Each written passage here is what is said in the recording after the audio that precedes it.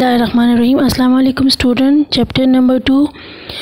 Yesterday we learned about that is diseases of respiratory system, cold and cough, influenza and flu, asthma. The last one topic that is smoking tobacco. Now student, open your book page number 14. That is smoking tobacco. कल हम पढ़ चुके थे बच्चे cough and cool, ठीक है, जो influenza और फ्लू हम पढ़ चुके थे, एस्थमा पढ़ चुके थे। अब हम पढ़ेंगे स्मोकिंग टोबैको। स्मोकिंग टोबैको की वजह से कौन कौन सी बीमारियां काज होती है। अब कफ एंड कूल जो है वो वायरस की वजह से, फ्लू भी वायरस की वजह से, ठीक है ना, एस्थमा भी अटैक होता है। इसी तरह अब जो सिगरेट पी जा रहे हैं, जो बंदी सिगरेट पी रहे हैं, आपके घर में देख ले, आप इर्द गिर्द देख ले, जो सिगरेट पीने वाले हैं उसकी रिस्पायरेटरी सिस्टम में ट्रेकिया हो या लंग्स हो या माउथ हो, तो उसमें से कौन कौन सी डिजीज़ जो है वो काज हो सकती है।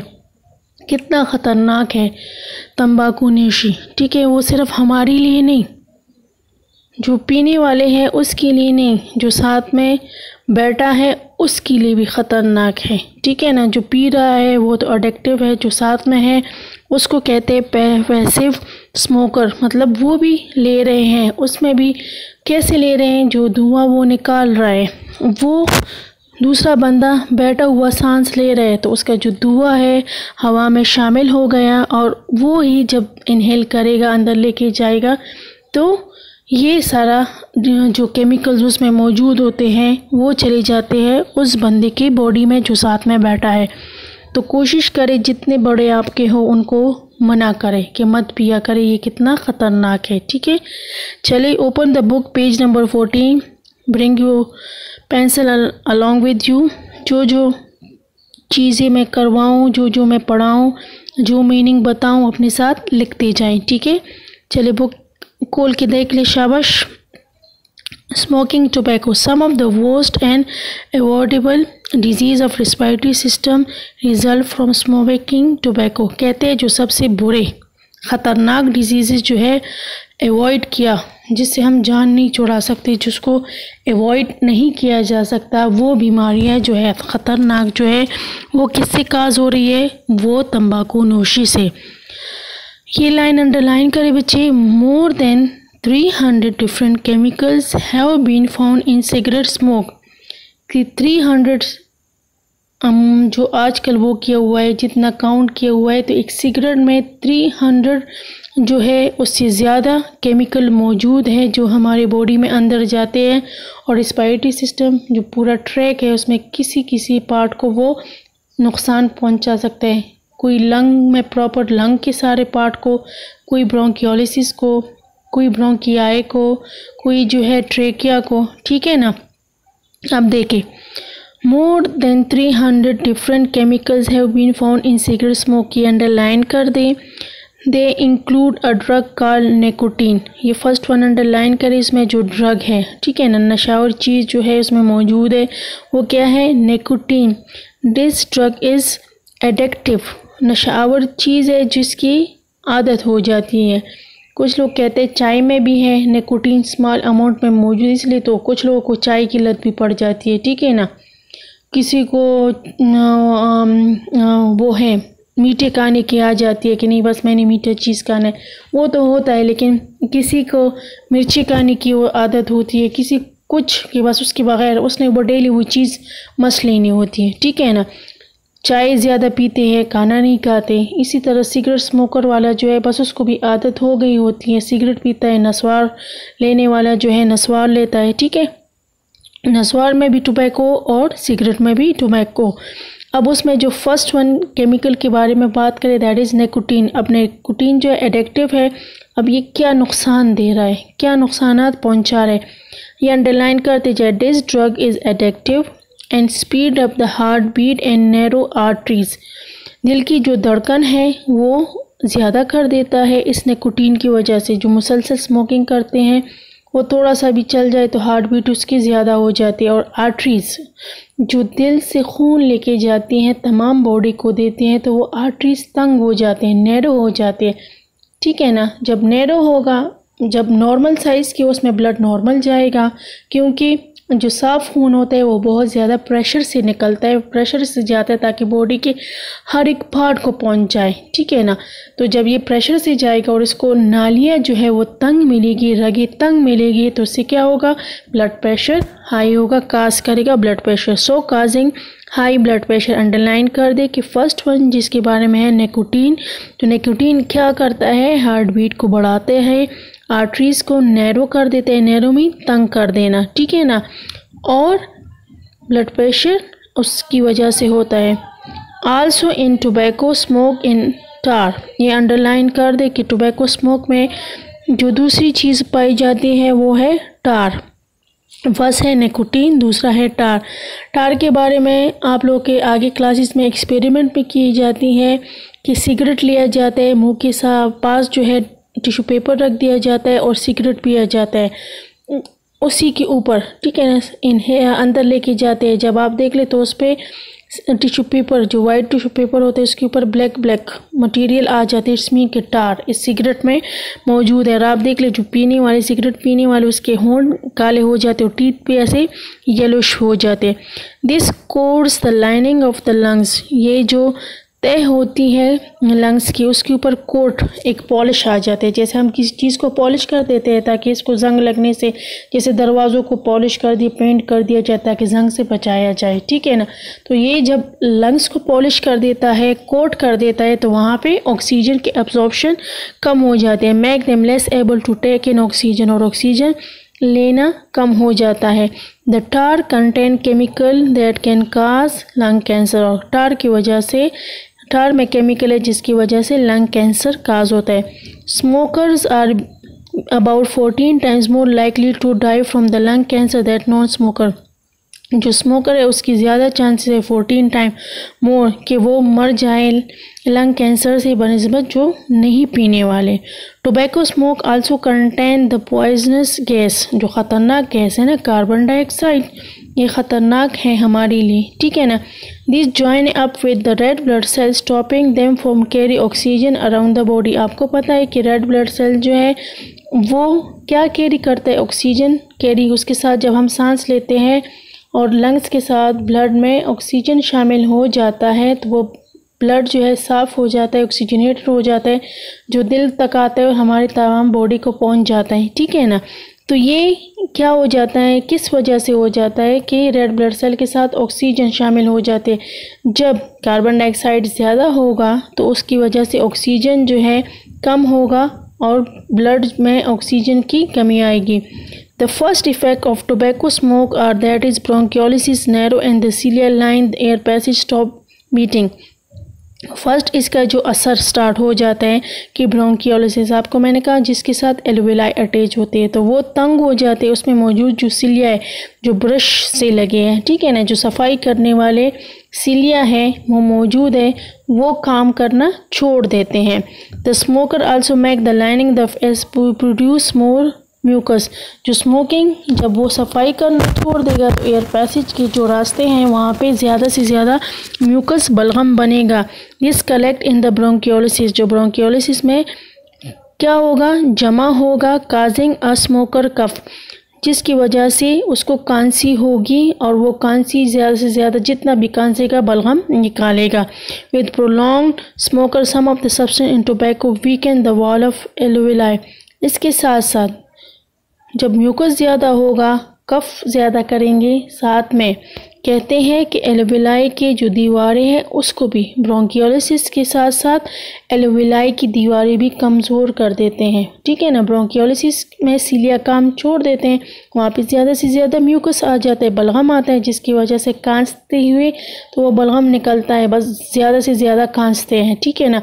साथ में क्या है, वो एल्वेलाई की दीवारों को भी कमज़ोर कर देता है। अब द इंसेंट, ठीक है ना, इंसेंट मीन मुसलसल। जब मुसलसल स्मोकिंग कफ में eventually brush some of the weakened alveoli. जो इंसेंस है, जो मुसलसल कांसना है, उसकी वजह से जो मौजूद जो कमज़ोर एल्वेलाई है वो ब्रस्ट हो जाते हैं, वो तबाह हो जाते हैं, ठीक है ना। ब्रस्ट मीन पड़ जाना, ठीक है। In time, the absorbing surface of the lung is greatly reduced, और वहाँ पे जो absorption होगी ऑक्सीजन की वो कम हो जाएगी. Then the smoker cannot oxygenate his blood properly, और वहाँ पे blood जो है वो properly oxygenate नहीं होगा, ऑक्सीजन नहीं मिलेगा. The damaged alveoli and the effect of carbon monoxide can make the smoker breathless. जो एल्वेलाई पट गए हैं, ठीक है ना, और कार्बन मोनोऑक्साइड उसके साथ मिल गए, जो स्मोकर है, ठीक है ना, जो सिगरेट पीने वाला है उसके एल्वेलाई तो पट गए हैं, डैमेज हो गए हैं, कार्बन मोनोऑक्साइड इसके साथ मिल गए, जिसकी वजह से क्या होगा, वो ब्रीथलेस हो जाता है, सांस लेने मुश्किल होता है, बस यूं करता है. And exhaustion at the slightly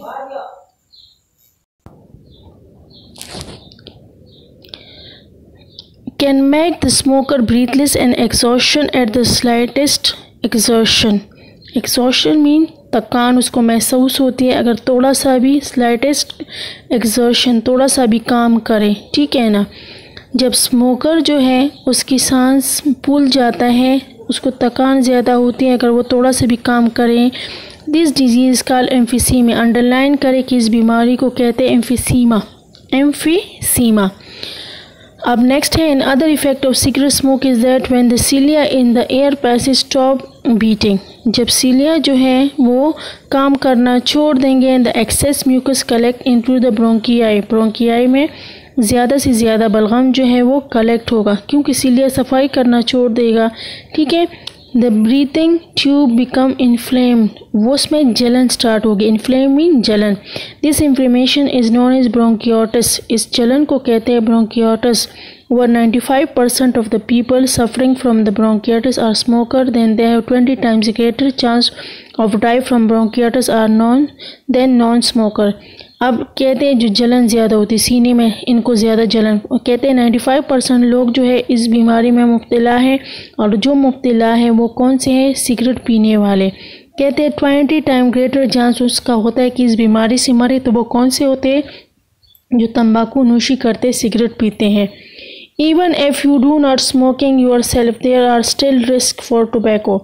अगर आप अपने आप को ना बचा सके तो आपके साथ भी क्या होगा, रिस्क होगा, आपके लिए भी ख़तरा होगा, ठीक है ना. It has been shown that repeated breathing in the smoke from nearby the smoker. अगर आप वहाँ पे बैठे हैं जहाँ लोग सिगरेट पी रहे हैं, तो आप मुसलसल तो सांस तो ले रहे हैं ना, अपने सांस तो नहीं रोक सकते, तो उसकी वजह से सिगरेट का जो धुआं है आपकी बॉडी में चला जाता है और आपको भी बीमार कर सकता है. नॉन एज पैसिव स्मोकर, जो पीने वाला है वो तो है एडिक्टिव है, लेकिन जो साथ में है वो पैसिव बन जाता है. Can also damage your health, और ये भी हमारे हेल्थ को डैमेज करते हैं. दोबारा मैं आपके साथ ये टॉपिक रिवाइज़ कर देती हूँ, रिकॉल कर देती हूँ 1 by 1 के. सिगरेट स्मोकिंग में कितने केमिकल्स है, 300. इसमें डिफरेंट 2-3 के बारे में आपको बताया. फर्स्ट वन निकोटीन है. निकोटीन क्या करता है, हार्ट बीट को बढ़ाता है, आर्टरीज को तंग करता है, जिसकी वजह से ब्लड प्रेशर हाई हो जाता है. टार जो है वो लाइनिंग के ऊपर कोटिंग करते थे, तह बना देते, जिसकी वजह से लंग कैंसर काज होते हैं. ऑक्सीजन एब्जॉर्प्शन कम होती है और लंग कैंसर, और दूसरा उसमें केमिकल मौजूद है जिसकी वजह से लंग कैंसर होता है. अब जो तीसरा गैस है, बात है कि ख़तरनाक जो गैस है, पॉइजनस जहरीली गैस कार्बन डाइऑक्साइड, जब ब्लड में रेड ब्लड सेल में शामिल होगा तो ऑक्सीजन एब्जॉर्ब नहीं होगी, बॉडी को प्रॉपर ऑक्सीजन नहीं मिलेगी. अब कहते हैं टोबैको के बहुत से इफ़ेक्ट है, असरात. उसमें से एक जो है बारे में बताया हुआ है कि जब ब्रोंकियोलिसिस के ऊपर लाइनिंग होगी तो वहाँ पे म्यूकस ज़्यादा जमा होगा, ज़्यादा कांसेंगे, ठीक है ना, और बलगम ज़्यादा से ज़्यादा निकालेंगे, उसको कहते हैं उस बीमारी. साथ साथ में जो बलगम निकाल देते हैं, ठीक है ना, ज़्यादा, उसकी बलगम कांसने की वजह से एल्वेलाई भी कमज़ोर हो जाते हैं, वो तंग भी हो जाते हैं, ब्रस्ट भी हो जाते हैं, और उसकी वजह से उनको जगह कम मिलती है लंग्स को, उसमें जो एब्जॉर्प्शन की जगह है वो कम हो जाती है. दूसरा ये जो है कार्बन मोनोऑक्साइड जब मिल जाती है इनके साथ, तो एल्वेलाई इफेक्ट, एक तो एल्वेलाई ख़राब है, एक उसके अंदर कार्बन मोनोऑक्साइड चला गया, जिसकी वजह से थकान महसूस होती है, हम थोड़ा सा काम भी नहीं कर सकते, सांस का फूल जाना है, उसकी वजह से एक बीमारी काज होती है, उस बीमारी का नाम है एम्फीसीमा। दूसरी जो है ब्रोंकियोटिस, उसमें ये होता है कि म्यूकस ज़्यादा से ज़्यादा निकलते हैं ब्रोंकियाई में और जलन होती है। ठीक है, अब हम जाएंगे लॉन्ग क्वेश्चंस की तरफ।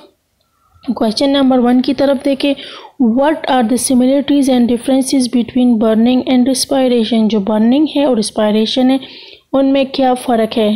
फर्स्ट आपने आंसर में लिखना है difference between burning and respiration are, फिर बर्निंग की हेडिंग देना है। नंबर 1 पॉइंट है, no enzymes are involve in burning, कोई एंजाइम्स बर्निंग में इन्वॉल्व नहीं होते। The energy is release in the form of heat energy, जो लकड़ियाँ जलाना वगैरह हो तो उसमें देख ले जो एनर्जी रिलीज उठती है तो वो गर्माइश, ठीक है ना। Temperature is increase in burning, temperature जो है वो बढ़ जाता है। It take place outside of the living body, living body के बाहर होता है। नेक्स्ट वन जो है respiration is carry out with the help of enzymes. आप जब लिख लोगे, लाइन लगा के लिखते हो या एक साइड पे पहले लिख ले बर्निंग के 4 पॉइंट्स, फिर लिखे रिस्पायरेशन, फिर रिस्पायरेशन के 4 points. Respiration is carry out with the help of enzymes, respiration जो है वो किस वजह से होती है, एंजाइम्स की वजह से। The energy is release in the form of ATPs, ATPs के फॉर्म में निकलते हैं। एटीपीज जो है हमारे पास करेंसी कॉइन्स है, एनर्जी देने वाले। It occur in ordinary temperature, आम टेम्परेचर। अब बैठ के देख लें आपकी बॉडी में रिस्पायरेशन हो रही है तो कोई ख़ास टेम्परेचर तो नहीं है, आम टेम्परेचर पे ही हो रहा है। It take place inside the mitochondria of every cell in the living body. Mitochondria क्या है, power house of the cell है, जो सेल में मौजूद है, जो एनर्जी देते हैं। ये करेंसी कॉइन्स इसमें बनते हैं, ठीक है ना। अब इनमें सिमिलरिटीज़ क्या है, बर्निंग और रिस्पायरेशन में क्या एक जैसी बात है। Oxygen is use in both process, दोनों में ऑक्सीजन चाहिए, बर्निंग के लिए भी रिस्पायरेशन के लिए भी। एनर्जी रिलीज इन बोथ में एनर्जी है, लेकिन एक में हीट के फॉर्म में, दूसरा जो है एटीपी के फॉर्म में। तीसरा पॉइंट है carbon dioxide is produce in both, दोनों में कार्बन डाइऑक्साइड निकलता है। बोथ आर केमिकल प्रोसेस, और दोनों जो है कीमियाई अमल है, ऑक्सीजन की मौजूदगी में ही अमल होता है। अब नेक्स्ट क्वेश्चन की तरफ जाते हैं। नेक्स्ट क्वेश्चन जो है, explain the part played by diaphragm and intercostal muscle in breathing. हम जो सांस ले रहे हैं उसमें डायफ्राम और इंटरकोस्टल मसल क्या काम सरअंजाम कर रहे हैं, ठीक है ना। तो पॉइंट्स वाइज देखिए, when we breathe our chest change shape, सांस ले, ठीक है, सांस ले तो आप अपने चेस्ट के शेप को देख लो, चेंज हुआ है कि नहीं।